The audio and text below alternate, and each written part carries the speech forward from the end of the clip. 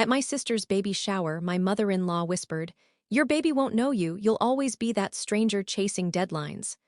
My boss texted, "Congrats on the promotion, it's finally yours." I read it aloud. The room fell silent. It was one of those rare weekends when everything seemed to be happening at once. I was at my younger sister Claire's baby shower, trying to be happy for her, trying to be present. But honestly, I felt like I was watching life through a fogged window, unable to engage with anything happening around me. I was too distracted by the constant buzz of my phone, texts from work, messages from my mother-in-law, and reminders of all the things I had to do to keep up with everything. That was my life, juggling a career that drained me, a marriage that felt distant, and the overwhelming feeling of always falling short. "Anna, you okay?" Claire's voice broke through my thoughts. I glanced at her. She was glowing, pregnant with her first child, surrounded by friends and family who adored her. She had always been the carefree one, the one who lived in the moment. Me. I was the older sister, the one who always played it safe, the one who worked relentlessly, chasing promotions, deadlines, and approval from everyone around me, especially from my husband, Daniel, and his overbearing mother, Doris. I gave her a tight smile, trying to mask the overwhelming feeling of guilt and exhaustion that was creeping up. "Yeah, just tired, I guess." Before she could say anything else, I felt my phone buzz again. I pulled out a message from Richard, my boss. "Congrats on the promotion, it's finally yours." It should have been a moment of celebration, but as I read it aloud to the room, I realized it was anything but. I didn't even get to enjoy it, to really process the success I had worked so hard for, because I was too distracted by everything else. The room went dead quiet when I said it. It wasn't just that people had stopped talking, there was a noticeable shift in the energy. I could feel it, like the air had thickened with something unspoken. Doris, my mother-in-law, was the first to break the silence, her voice cool and sharp. "You know, Anna," she began, her tone dripping with that familiar passive-aggressive edge she was so good at, "you might get that promotion, but your baby won't know you. You'll always be that stranger chasing deadlines." Her words stung more than I wanted to admit. I had heard this kind of thing before. Whispers about my career, about how I was always working, always trying to keep up with a job that didn't even bring me happiness anymore. But hearing it in front of everyone, especially in that moment, hit differently. I didn't know how to respond. Part of me wanted to snap back, to tell her that my success wasn't something to be ashamed of. But I was too tired, too emotionally drained to engage in another one of those conversations. So I just stood there, my mind racing, trying to shake off the sting of her words. Later that afternoon, I stood in the corner of the room, watching Claire open her baby gifts, her friends surrounding her, all of them laughing and chatting. They were all so carefree, so full of life. I envied them, but more than that, I felt like an outsider. I had the feeling that I was a ghost in my own family, someone who was just passing through, always trying to catch up with something or someone. I looked around the room and realized that I hadn't been truly present in any of it. The pregnancy, the baby shower, the excitement. I was so focused on the next thing, the next deadline, that I hadn't even stopped to enjoy my sister's happiness. The guilt washed over me, and I felt like I was suffocating in it. As the day wore on, I found myself sitting next to Doris on the couch. I tried to ignore the tension between us, but it was impossible.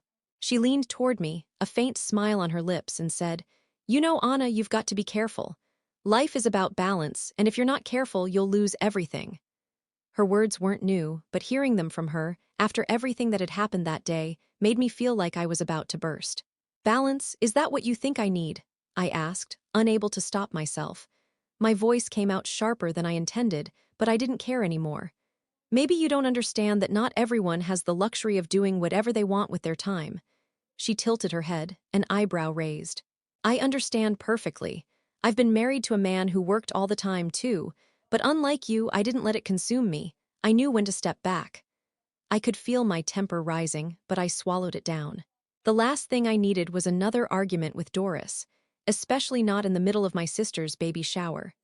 So I stood up, excusing myself to the bathroom, where I locked the door behind me and leaned against the cool tile, closing my eyes and taking a deep breath. I had spent so many years trying to prove myself to people, Daniel, Doris, my colleagues, that I had forgotten who I was. I had forgotten what I actually wanted. And I was so tired. tired of being the person who was always there but never truly seen. By the time I got home later that evening, Daniel was already asleep on the couch. He had been working late again, his face illuminated by the light of his laptop. I stood in the doorway of the living room, staring at him, my heart heavy. This was what my life had become. Him, always working, always disconnected, and me, always chasing something, always striving for something more. More success, more approval, more validation. But in the end, what did it all mean? We had become two strangers living in the same house, unable to even remember what it was like to be in love. I slipped into the kitchen to grab a glass of water, my mind spinning. I couldn't keep going like this. I couldn't keep pretending that everything was fine when it clearly wasn't. The phone buzzed in my pocket. It was a message from my colleague at work, congratulating me on the promotion, asking if I wanted to go out for drinks to celebrate. I couldn't even feel happy about it anymore. It felt like the weight of everything was suffocating me. I opened the message from Richard, my boss, and read it again. Congrats on the promotion, it's finally yours. But instead of feeling proud, instead of feeling accomplished, I felt something I hadn't expected, emptiness. The next morning, I woke up to find Daniel gone. He had left for work early, leaving no note, no apology, just the lingering sense that he didn't really care. I didn't know when I'd stopped caring either, but at that moment, it didn't seem to matter. I spent the day at home, reflecting on everything that had led me to this point. It wasn't just about the promotion or my marriage or Doris's cruel words. It was about me, about what I wanted.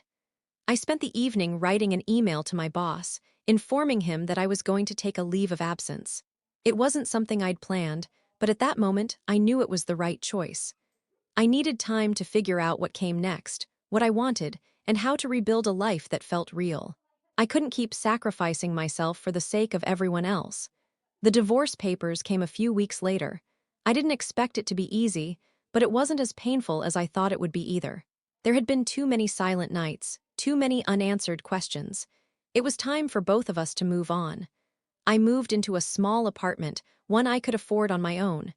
It was a new beginning, though it didn't feel that way at first.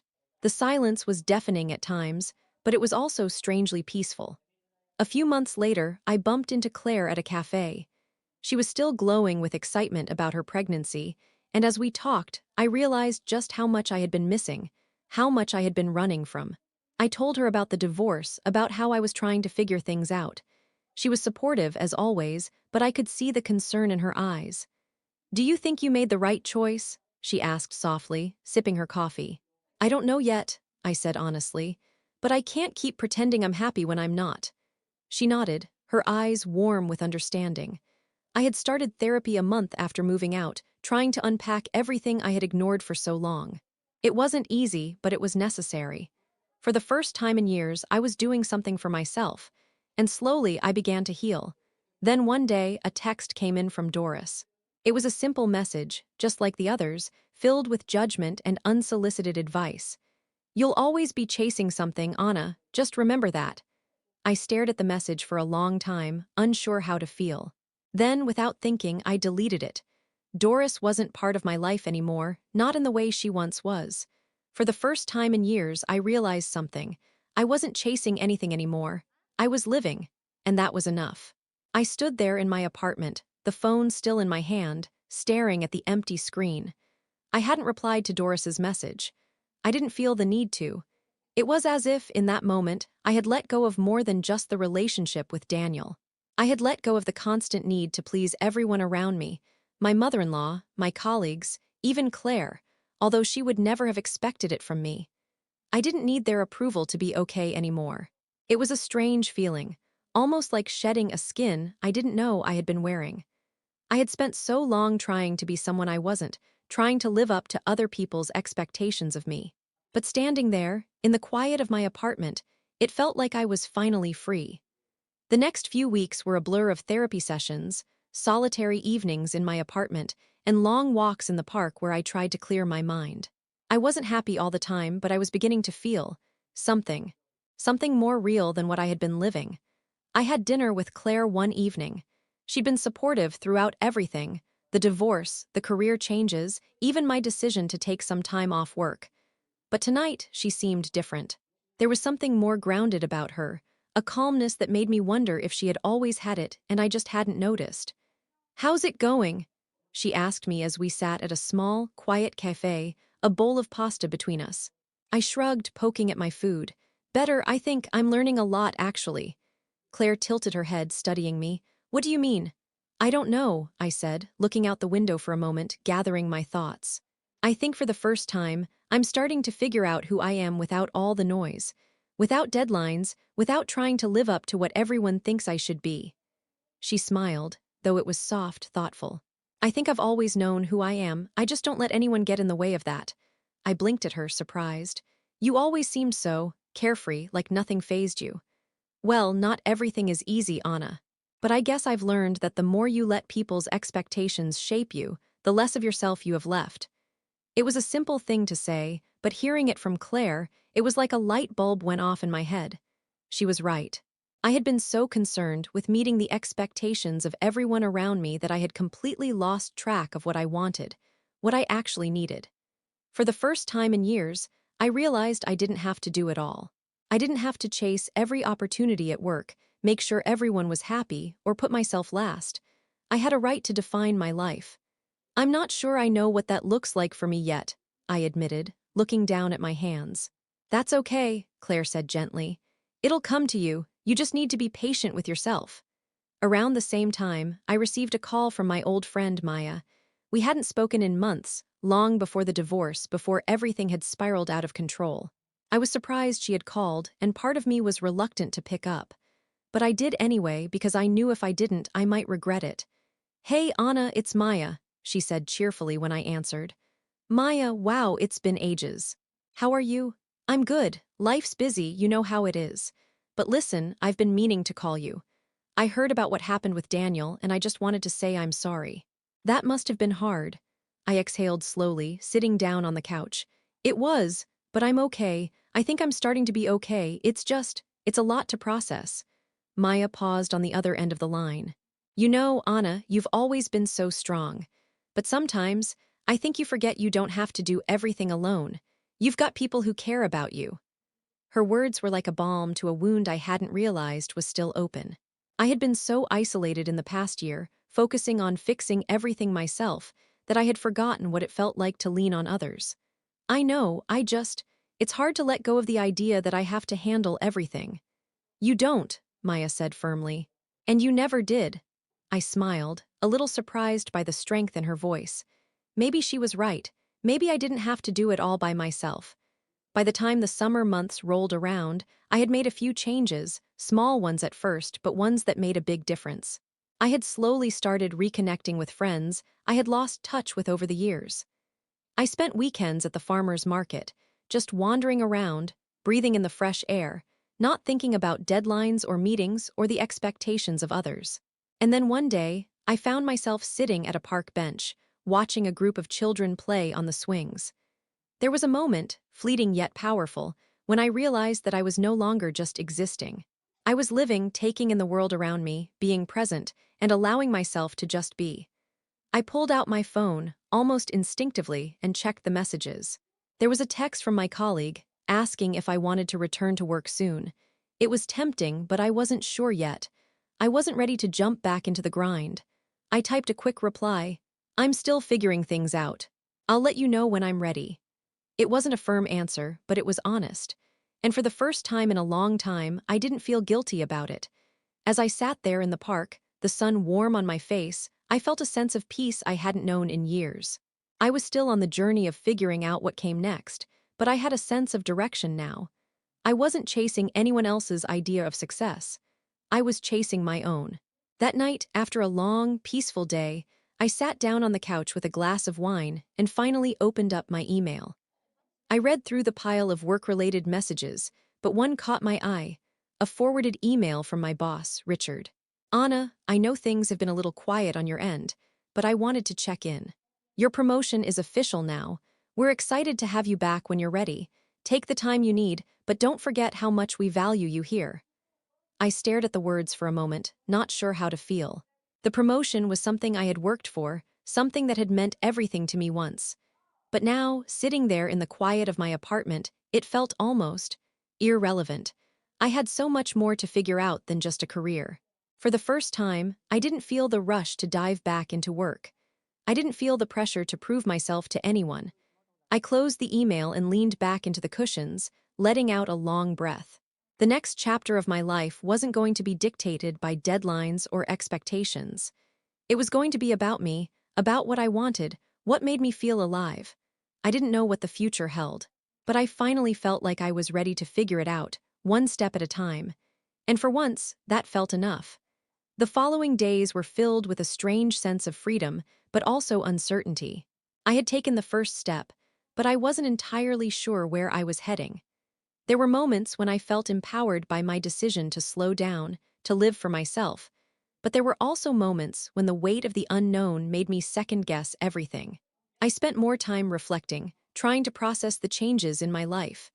I would take long walks around the neighborhood, letting my mind wander, thinking about what I wanted next. Sometimes I would call Claire to talk through my thoughts, and she would always listen patiently, offering her support without judgment. "Have you thought about maybe going back to work soon?" she asked one afternoon when I called her from the park. I had just finished a walk, my mind clearer than it had been in months. "I've thought about it, yeah," I said, sitting down on a bench. "But I'm not sure I'm ready. It's weird. I used to think work was everything. Now I don't even know what's supposed to come next." Claire was quiet for a moment, letting my words hang in the air. "It's okay to not know. I think you're finally allowing yourself to just be, instead of always doing. And that's a huge step. You're taking control of your life instead of letting it control you." I let her words sink in. She was right. I had spent so many years just reacting to the demands of my job, my marriage, my in-laws, that I had forgotten what it felt like to be in charge of my own life. To actually choose how I wanted to live, not just follow along with what I thought was expected of me. "You're right," I said softly. "Maybe I don't need to have everything figured out right now. Maybe it's enough to just be." A few days later, I found myself at a coffee shop I used to frequent with Daniel before everything had fallen apart. It was one of those places where the baristas knew your order by heart, where the smell of roasted coffee beans and fresh pastries filled the air. I had avoided coming here for months, not wanting to be reminded of how different things had become, but today I decided to face it. The sound of the espresso machine grinding, the chatter of customers, and the clink of spoons against cups felt comforting in a way that I hadn't anticipated. As I sat down with my latte, I realized it had been a long time since I had allowed myself to enjoy something so simple. Everything had always been rushed before. Everything had always been about getting to the next thing, the next goal. But here I was, alone in a coffee shop, just being. And for once, I didn't feel like I was wasting time. I pulled out my phone, scrolling absent-mindedly through emails and messages, when one from Richard caught my eye. "Anna just wanted to check in. We've got a new project coming up that we think you'd be perfect for. When you're ready, let me know." I stared at the message for a while, feeling conflicted. Part of me missed the rush of work, the challenge, the structure, the feeling of accomplishment, but another part of me felt hesitant. Could I really dive back in, after everything that had happened? I wasn't sure, but I knew one thing for certain. I couldn't let work define me anymore. It had consumed me for so long, and I had let it take too much. I put the phone down, taking a deep breath and focusing on the present moment. There was time. I didn't need to make decisions in a hurry. Later that week, I had another conversation with Maya. We met for lunch at a quiet little spot near the lake, where we could sit outside and talk without distractions. "I've been thinking about what you said, Maya," I started, as we both dug into our salads. "About not having to do everything alone. I think I've been afraid to ask for help to let people in." She nodded, her eyes kind. "I think a lot of people feel that way, especially people like you. You've always been so independent, Anna. You've carried everything by yourself for so long that it's hard to imagine doing it any other way. But you don't have to do it alone anymore." I felt a lump form in my throat. It wasn't just the work that had consumed me, it was the isolation. The idea that I had to prove myself constantly, that I couldn't lean on others. I didn't realize how lonely I was until recently, I confessed. I thought I was strong for keeping everything together, but now I see that I've just been afraid. Afraid of not being enough if I don't do it all myself. "You are more than enough, Anna," Maya said, reaching across the table to squeeze my hand. And it's okay to let other people carry some of the weight. It's okay to need others.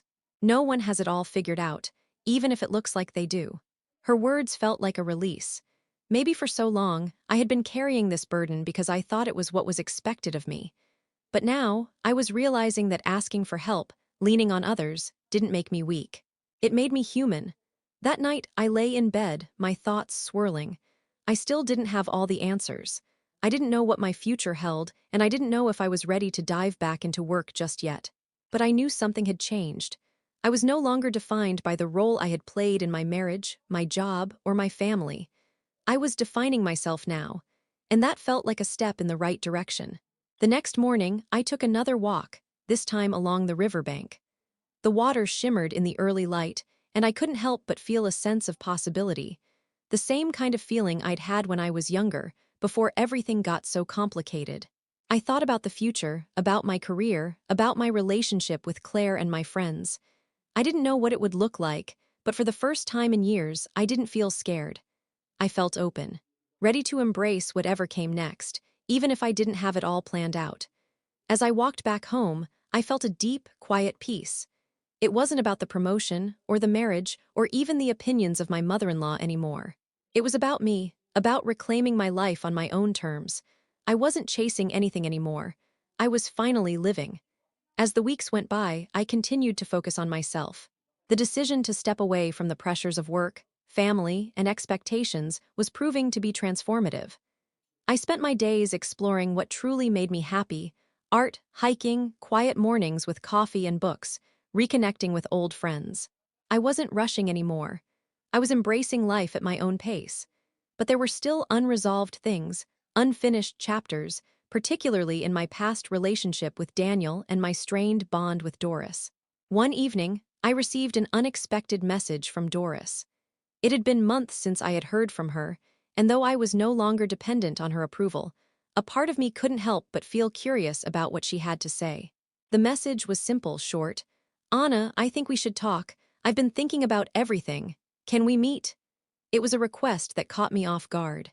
Doris was never one to reach out unless she had an agenda, but I knew I couldn't avoid her forever. If anything, I am stronger now. So I agreed to meet her. There was something about closing that door, once and for all, that I felt I needed to do.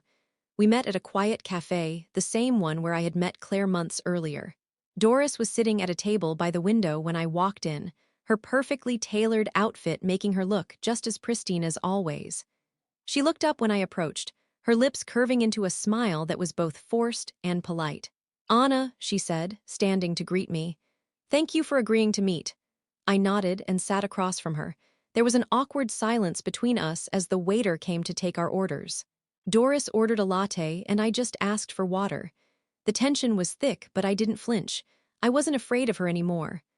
"I've been thinking a lot about the last time we spoke," Doris started, her voice softening.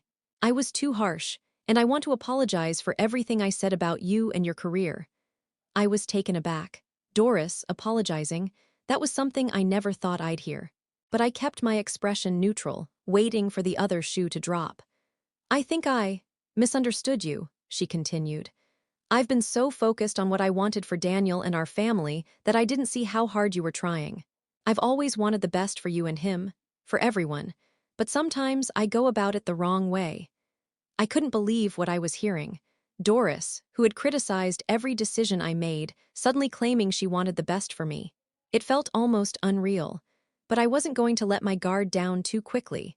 She was a master of manipulation, and I wouldn't let her off the hook that easily. "Thank you for the apology," I said, my voice calm, measured. "But I think the problem isn't just the things you said. It's the way you've treated me for all these years. The way you've never seen me for who I am, only for what you thought I should be. And frankly, I've had enough." Doris looked at me, taken aback by my bluntness.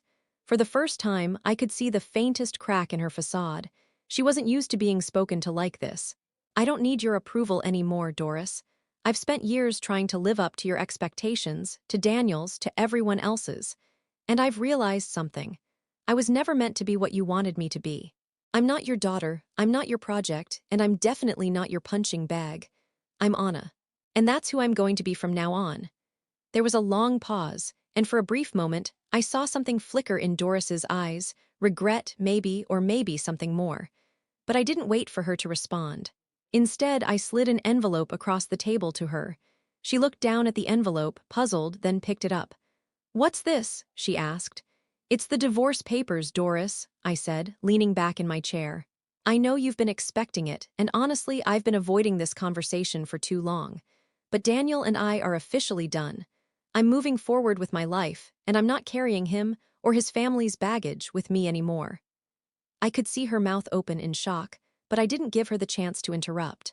"I've spent so long trying to make things work with Daniel," I continued. "But I can't keep living like this. You've never once supported me, you've always pushed me down. You may have had a hold on me for a while, but not anymore. I don't need you or him or anyone else to tell me who I am. I'm finally free, and I won't apologize for that." Her eyes were wide now, a mix of disbelief and something else. But I could see the truth behind the layers of her carefully constructed persona. Doris had been the puppet master in our relationship, controlling, pulling the strings, setting the expectations. But now, the strings had snapped. "I'm sorry, but I think this is the end of our conversation," I said, standing up. "I hope you understand that I'm doing what's best for me, and I'm not looking back." With that, I walked out of the cafe, feeling a sense of finality wash over me. For the first time in years, I felt lighter. It wasn't about revenge in the way people often think, about getting back at someone out of cruelty. No, this was about taking my power back, about setting boundaries and refusing to be treated like I didn't matter. A few weeks later, Daniel reached out to me. I hadn't heard from him since I had moved out, and honestly, I wasn't sure what I would say to him if he ever did contact me. But when I saw his name pop up on my phone one morning, I took a deep breath and answered. "Anna," he said, his voice weak, almost apologetic. "I've been thinking a lot about everything, about the divorce, and about us. I'm sorry for what happened, for how things turned out." I let him talk for a while, but I didn't feel the overwhelming desire to fix things, to make it all right. It wasn't that I hated him, it was that I had moved on. I was no longer angry, but I wasn't interested in going backward either. "I'm glad you're thinking about it," I said calmly. "But I've made my decision. I'm not going back to that life. I'm not going back to being someone. I'm not just to make you or anyone else happy." There was silence on the other end of the line, and I could almost hear him processing the words. He probably didn't understand how I could walk away so easily, but the truth was, it wasn't easy. It was hard. But I had chosen to take control of my life, and I wasn't about to let him or anyone else drag me back into a world of doubt and dependency. "I'm done, Daniel," I said softly. "We're done, it's time for both of us to move on." There was no anger in my voice, no bitterness. I wasn't angry anymore, I was simply done. And in that final conversation, I felt an overwhelming sense of closure. It wasn't about revenge, it was about knowing my worth and taking the necessary steps to reclaim my life. The months that followed were some of the best I'd had in years. I focused on my career again, not out of obligation, but because I truly wanted to. I built new relationships, friendships with people who saw me, not my title, not my role, but me. And every day, I continued to redefine who I was, no longer bound by expectations or the judgments of others. I saw Claire regularly, and she became one of my greatest sources of strength. She had always been the carefree one, but now she was someone who rooted me to reality when I needed it most. And as her pregnancy continued, I found myself excited, not just for the baby, but for what was to come for her too. There was a moment one afternoon when we were sitting together watching the sunset in the park. She turned to me and smiled. "You did it, didn't you?" she asked. "You found your way." I nodded, a peaceful smile crossing my face. "I did. And I'm finally living it." For the first time, I felt like I wasn't just surviving, I was truly alive. And Doris, she had nothing left to say. The control she once had over my life was gone. It wasn't a win for her, nor a loss for me. It was just the natural consequence of me taking my life back. I didn't need to prove anything to her or to anyone.